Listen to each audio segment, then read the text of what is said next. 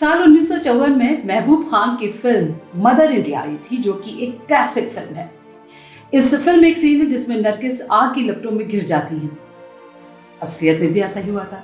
नरगिस आग की लपटों में गिर गई थी और सुनील दत्त ने उन्हें अपनी जान पर खेलकर बचाया था। बस फिर क्या, शुरू हुई एक ऐसी प्रेम कहानी जिसका किस्सा अपने आप में एक क्लासिक किस्सा है। नमस्कार, मैं हूं जोया, आपका द किस्सा में स्वागत है। यह है देशी विदेशी किस्सों का शुद्ध देशी प्लेटफॉर्म।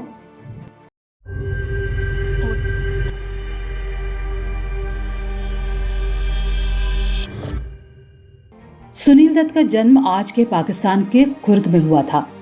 वो पढ़ाई के दौरान रेडियो सिलोन में बतौर अनाउंसर या कहीं रेडियो जॉकी का काम करते थे। सुनील फिल्मों के शौकीन थे और नरगिस के फैन। और ये फैन कैसा था, इसका अंदाजा इस बात से लगाया जा सकता है कि एक बार नरगिस इंटरव्यू के लिए रेडियो स्टेशन पहुंची। इंटरव्यू सुनील दत्त को ही लेना था। वो नरगिस को देखकर सवालों की लिस्ट थामे रह गए और सवाल ही नहीं पूछ पाए। बड़ी फजीहत हुई साहब उनकी।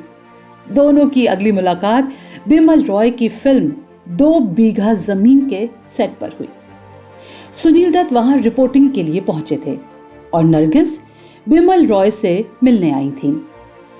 ऐसे में जब दोनों आमने सामने आए तो उन्हें पिछली मुलाकात याद आ गई। सुनील दत्त को देखकर नरगिस मुस्कुराते हुए आगे बढ़ गईं। बाद के दौर में सुनील दत्त हीरो बन गए। कैसे बने, ये किस्सा फिर कभी। लेकिन वो जब हीरो बने तब नरगिस बहुत बड़ी हीरोइन थी। इतनी बड़ी कि एक फिल्म के लिए जब उन्हें 50,000 रुपए मिलते थे तब सुनील दत्त का मेहनताना महज 10 से 12,000 रुपए था। इस बीच दोनों ने मदर इंडिया में साथ काम किया।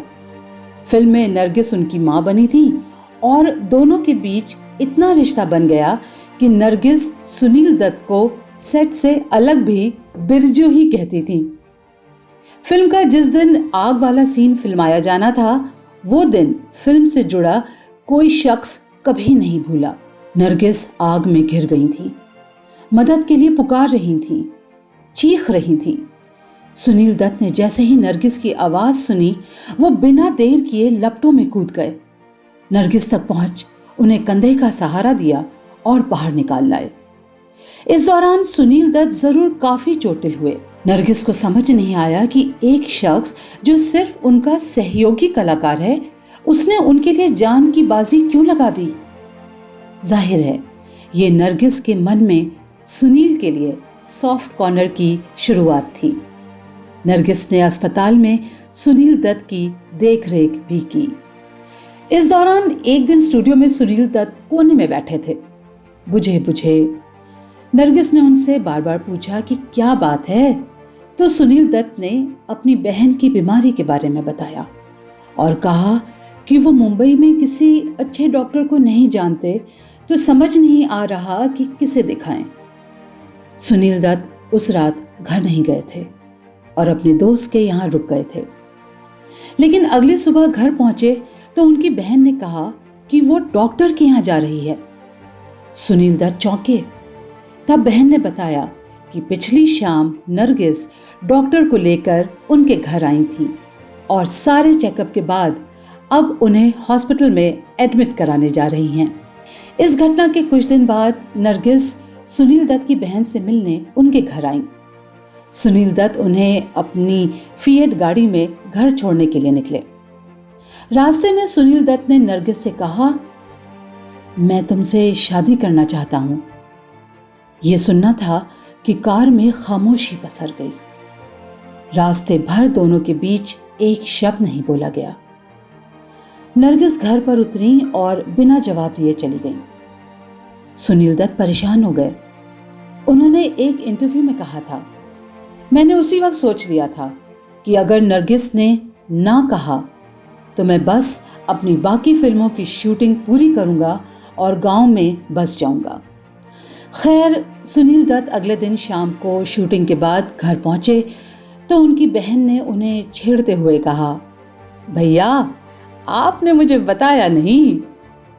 सुनील दत्त ने कहा, क्या नहीं बताया? तो बहन बोली, वो मान गई हैं। नरगिस मान गई और 11 मार्च 1958 को दोनों ने शादी कर ली।